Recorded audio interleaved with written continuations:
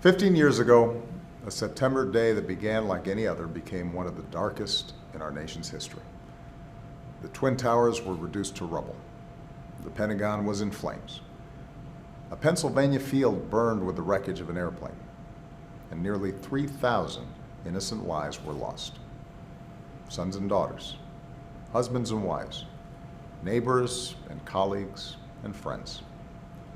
They were from all walks of life, all races and religions, all colors and creeds from across America and around the world.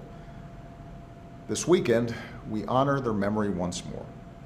We stand with the survivors who still bear the scars of that day. We thank the first responders who risked everything to save others. And we salute a generation of Americans, our men and women in uniform, diplomats, and our intelligence, homeland security, and law enforcement professionals who serve and, in some cases, have given their lives to help keep us safe. A lot has changed over these past 15 years. We've delivered devastating blows to the al-Qaeda leaders that attacked us on 9/11.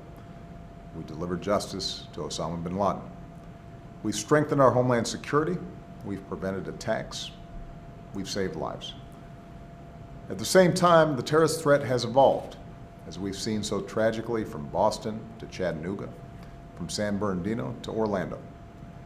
So, in Afghanistan, Iraq, Syria, and beyond, we'll stay relentless against terrorists like al-Qaeda and ISIL. We will destroy them, and we'll keep doing everything in our power to protect our homeland. As we reflect on these past 15 years, it's also important to remember what has not changed. The core values that define us as Americans. The resilience that sustains us. After all, terrorists will never be able to defeat the United States. Their only hope is to terrorize us into changing who we are or our way of life. That's why we Americans will never give in to fear. It's why this weekend we remember the true spirit of 9/11. We're still the America of heroes who ran into harm's way, of ordinary folks who took down the hijackers, of families who turned their pain into hope. We are still the America that looks out for one another, bound by our shared belief that I am my brother's keeper, I am my sister's keeper. In the face of terrorism, how we respond matters. We cannot give in to those who would divide us.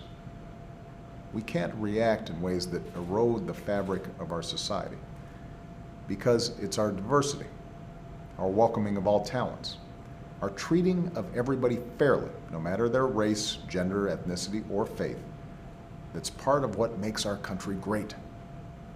It's what makes us resilient, and if we stay true to those values, we'll uphold the legacy of those we've lost and keep our nation strong and free.